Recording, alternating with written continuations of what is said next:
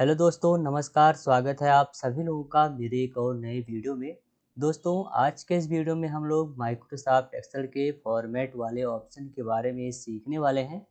दोस्तों, फॉर्मेट वाला ये जो ऑप्शन होता है बहुत ही ज़्यादा इम्पोर्टेंट ऑप्शन होता है। इसके बारे में आपको ज़रूर जानकारी होनी चाहिए। तो चलिए अब हम वीडियो को शुरू करते हैं। दोस्तों, सबसे पहले हम सीखेंगे इस फॉर्मेट के रो हाइट का यूज़ कहाँ होता है और कैसे किया जाता है। जैसे मान लीजिए अगर आपके पास कोई एक ऐसा डेटा है जहाँ पे उसके रो की हाइट आपको बढ़ानी है। जैसे कि देखिए ये जो रो की हाइट है आप देख पा रहे हैं, अभी जब आप अपने माउस को यहाँ पे ले जाएंगे तो जैसे ही लेफ्ट बटन को क्लिक करेंगे देखिए इसकी जो हाइट है 15 दिखा रही है। लेकिन मान लीजिए अगर इससे ज़्यादा आपको अपनी रो की हाइट को चाहिए तो आप सिंपली क्या करेंगे, यहाँ पे माउस को ले जाएंगे और इस तरीके से नीचे की ओर आपको जितनी भी हाइट चाहिए, जैसे हमारे 25.50 हो गया, 26.25 हो गया, मान लीजिए मुझे इतनी हाइट चाहिए तो आप इस तरीके से ड्रैग करके हाइट जो है बढ़ा सकते हैं या कम कर सकते हैं। लेकिन मान लीजिए मुझे एक से ज़्यादा रो की हाइट की साइज़ को बढ़ानी हो तो एक एक करके करूँगा मैं तो बहुत ही ज़्यादा समय लग जाएगा। तो इसीलिए आपको सिंपली क्या करना है, इस तरीके से अपने रो को सेलेक्ट कर लेना है। जितनी भी रो की साइज़ को आपको घटानी हो चाहे बढ़ानी हो, उसके लिए आपको फिर फॉर्मेट में जाना है, रो हाइट पर क्लिक करना है और सिंपली आपको जैसे मान लीजिए अगर इसकी साइज़ को बढ़ाना है तो आप क्या करेंगे, यहाँ पे 30 टाइप कर देंगे तो देखिए इसकी साइज़ जो है इस तरीके से बढ़ जाएगी। मान लीजिए इसकी साइज़ को कम करना है तो आपको सिंपली क्या करना है, यहाँ पे जैसे मान लीजिए मुझे 10 रखनी है तो मैं यहाँ 10 टाइप करूँगा और ओके पर करूँगा। इसकी इसकी जो रो की हाइट है वो 10 हो गई है। तो इस तरीके से हम रो की जो है साइज़ को उसकी यानी कि हाइट को बढ़ाते और घटाते हैं। दोस्तों, अब हम बात करेंगे इस ऑटो फिट रो हाइट का काम कैसे किया जाता है और क्यों किया जाता है। इसके लिए देखिए मैंने एक डेटा बनाया हुआ है, इसका यूज हम लोग कैसे करते हैं। दोस्तों, जैसे कि मान लीजिए जो ऑटो फिट रो हाइट होता है, यानी कि जैसे मान लीजिए आपके पास ये वाला डेटा है, ऊपर का हेडर आप देख पा रहे हैं, सीरियल नंबर, नेम और शिफ्ट। इसमें देखिए इसमें जो है रो की हाइट में थोड़ा थोड़ा कहीं कहीं ये टच हो रहा है, जैसे एफ टच हो रहा है, टच हो रहा है, यस टच हो जा रहा है। तो आपको सिंपली क्या करना है, इस तरीके से इस पे अपने डेटा को सेलेक्ट कर लेना। आप चाहे तो इतना भी सेलेक्ट कर सकते हैं, आप चाहे तो पूरे रो को भी सेलेक्ट कर सकते हैं और ऑटो फिट रो हाइट पर क्लिक करेंगे। देखिए आपका जो डेटा है इस तरीके से अपने आप जो है फिट हो गया है। तो अगर आप चाहें तो अगर एक करना है तो आप इस तरीके से सिंगल क्लिक में कर सकते हैं, या आप चाहें तो माउस से भी कर सकते हैं। जैसे मान लीजिए मुझे राजेश जो मैंने लिखा हुआ एक एम्प्लॉय है, तो आपको क्या करना है, सिंपली इस पे जाना है, यहाँ पे देखिए माउस को लेकर और इसी तरीके से माउस को डबल क्लिक करेंगे तो देखिए इसकी साइज़ जो है अपने आप फिट हो गई है। लेकिन मान लीजिए तो एक की बात हो गई, मान लीजिए आपको बहुत सारे डेटा, इतने सारे डेटा हैं, आपको एक ही बार में करना है तो सिंपली आपको क्या करना है, डेटा को इस तरीके से सेलेक्ट कर लेना है। सेलेक्ट कर लेने के बाद फिर आपको फॉर्मेट में जाना है और ऑटो फिट रो हाइट पर जैसे ही आप क्लिक करेंगे देखिए आपकी जो रो की हाइट है देखिए अपने आप वो एडजस्ट हो गई है। तो इस तरीके से हम ऑटो फिट रो हाइट का यूज़ करते हैं। दोस्तों, अब हम बात करेंगे ये डिफ़ॉल्ट विड्थ क्या है। डिफ़ॉल्ट विड्थ ये दिखाता है कि आपकी जो ये शीट वर्कबुक होती है इसकी जो है डिफ़ॉल्ट साइज़ क्या होती है। जैसे मान लीजिए मैं एक नई शीट ले लेता हूँ, जब भी आप कहीं पे आप क्लिक करेंगे और फॉर्मेट में जाके डिफ़ॉल्ट विड्थ देखेंगे तो ये हमेशा 8.43 ही सिलेक्ट रहेगा। आप लोग को थोड़ा-सा मैं ज़ूम करके दिखा दे रहा हूँ अभी, इस तरीके से देखिएगा अभी। ये देखिए 8.43 आपको जो है दिखेगा इस तरीके से। तो ये जो है डिफ़ॉल्ट में जो है उसकी साइज़ को दिखाता है। तो इसका मतलब डिफ़ॉल्ट में कौन सी साइज़ होती है। दोस्तों, अब हम सीखेंगे इस हाइड और अनहाइड के बारे में। इसमें भी देखिए इतने सारे ऑप्शन दिए हैं, हाइड रोज़ कैसे करना है, हाइड कॉलम कैसे करना है, आप शीट को हाइड कैसे कर सकते हैं, हाइड करने के बाद फिर उसको अनहाइड भी कैसे कर सकते हैं, अनहाइड रोज़, अनहाइड कॉलम्स, इस तरीके से आप उसको अनहाइड भी कैसे कर सकते हैं। तो सबसे पहले हम जो जानेंगे हाइड रोज़ कैसे किया जाता है।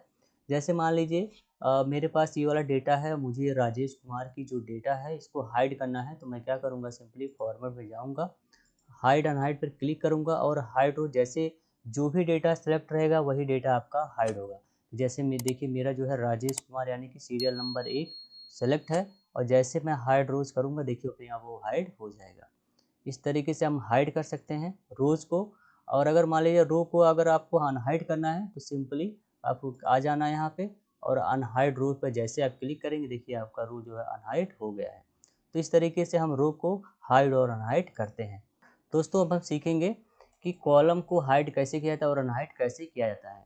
तो आपको सिंपली डेटा को सिलेक्ट करना है, फॉर्मेट में जाना है, हाइड अनहाइड पर क्लिक करके फिर हाइड कॉलम कर देंगे। देखिए आपका डेटा आपका अनहाइड हो गया है। अब आपको अगर वापस लाना है यानी कि अनहाइड करना है तो आपको क्या करना है, सिंपली जैसे आप यहाँ पे जाएंगे ना तो देखिए प्लस का आइकन बन रहा है, थोड़ा सा मोटा आप देख पा रहे हैं। इस तरीके से देखिए रो बना हुआ है। सिंपली इस पर आप जैसे ही डबल क्लिक करेंगे तो देखिए आपका जो है अनहाइड वाला कॉलम वापस आ गया है। तो इस तरीके से हम डेटा को अनहाइड भी कर सकते हैं। दोस्तों अब हम जानेंगे हाइड शीट का यूज कैसे किया जाता है। हाइड शीट का यूज कैसे किया जाता है अभी मैं आपको करके दिखा दे रहा हूँ। हाइड शीट जैसे मान लीजिए शीट 2 है, शीट 3 है, इस तरीके से अगर आपको शीट को हाइड करना है तो आप क्या कर सकते हैं, सिंपली आपको शीट पे जाना है, यहाँ पे और फॉर्मेट में जाएंगे और फिर आप यहाँ से जो है हाइड शीट कर सकते हैं। देखिए आपकी शीट जो है हाइड हो गई है। तो इस तरीके से आप अपने शीट को जो है हाइड कर सकते हैं, यहाँ से फिर आके अनहाइड कर सकते हैं।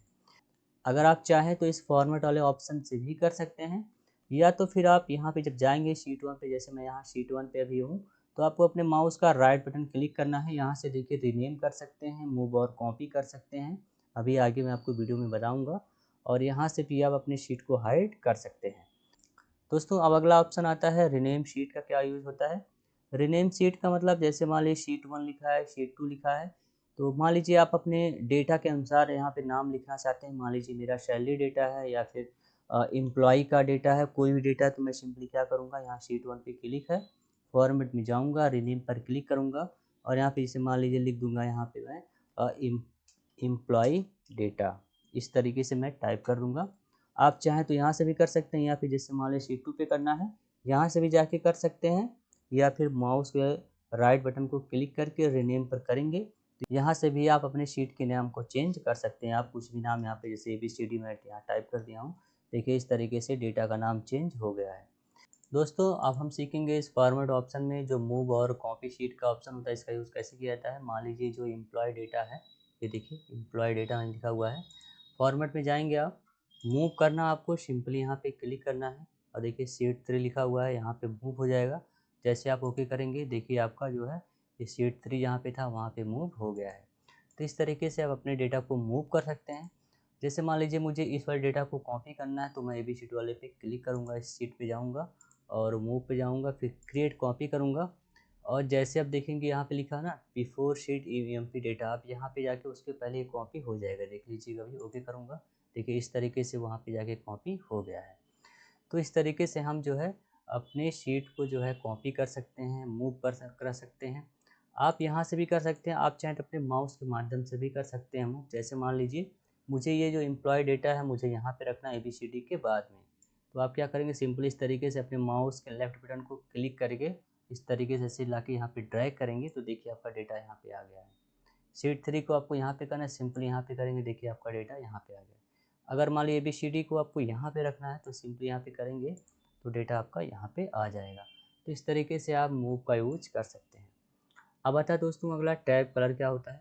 तो ये जो एम्प्लॉय डेटा जितने भी सीट यहाँ पे लिखे हुए हैं, अगर आप इससे कलर को चेंज करना चाहते हैं तो क्या करेंगे, आप चाहें तो माउस को राइट बटन पे क्लिक करके उससे टैब कलर में आके कर सकते हैं, या फिर सेम ऑप्शन आपका यहाँ पे भी दिया हुआ है, वही टैब कलर में जाएंगे। जैसे मान लीजिए मुझे रेड रखना है तो इसको मैं रेड कर दे रहा हूँ, इसको मुझे ग्रीन रखना है तो टैब कलर में जाके मैं इसको ग्रीन कर दूँगा इस तरीके से। ये देखिए आपका ग्रीन हो गया, रेड हो गया। और सिंपली अगर मान लीजिए मुझे माउस से करना है तो यहाँ पे जाऊँगा टैब कलर, और मुझे मान लीजिए ये वाला कलर चाहिए तो मैं ये कलर कर लूँगा। तो देखिए इस तरीके से आप अपने टैब कलर को भी चेंज कर सकते हैं। तो दोस्तों अब हम जानेंगे फॉर्मेट ये प्रोटेक्ट शीट का यूज़ क्या होता है। दोस्तों प्रोटेक्ट शीट का मतलब ये होता है कि आप अपने पूरे शीट को लॉक कर सकते हैं। जैसे मान लीजिए आपका जो भी कंप्यूटर या लैपटॉप है, आपके अलावा कोई दूसरा भी यूज़ करता है और आपने एक्सेल पे कोई डेटा ऐसा बनाया हुआ है कि आप ये चाहते हैं कि आप उसमें खाली आप ही एडिट कर पाएँ और आपके अलावा कोई भी ना कर पाए, जब तक आप अपने पासवर्ड को शेयर ना करें। तो इस डेटा को आप लॉक कर सकते हैं। जैसे कैसे किया जाता है लॉक, अपने शीट को आप लॉक कैसे कर सकते हैं, सिंपली आपको कहीं पे भी क्लिक कर देना है अपने माउस को, फॉर्मेट में जाना है, प्रोटेक्ट शीट पर क्लिक करना है और ये दोनों की जो ऑप्शन है ना, इसको चेक मार्क पर आपको रहने देना है। उसके बाद आपको अपना पासवर्ड यहाँ पे टाइप कर देना। जैसे मैं यहाँ पे पासवर्ड टाइप कर दे रहा हूँ 3 बार 0 इस तरीके से, और ओके पर क्लिक करूँगा और फिर मैं री इंटर कर दूँगा पासवर्ड 3 बार 0 और ओके पर क्लिक कर दूँगा। अब आप देखेंगे जब भी आप इस पर डबल क्लिक करेंगे या कुछ लिखना चाहेंगे तो ये देखिए लिख के आ रहा है कि द सेल और chart you are trying to change is on a protect sheet.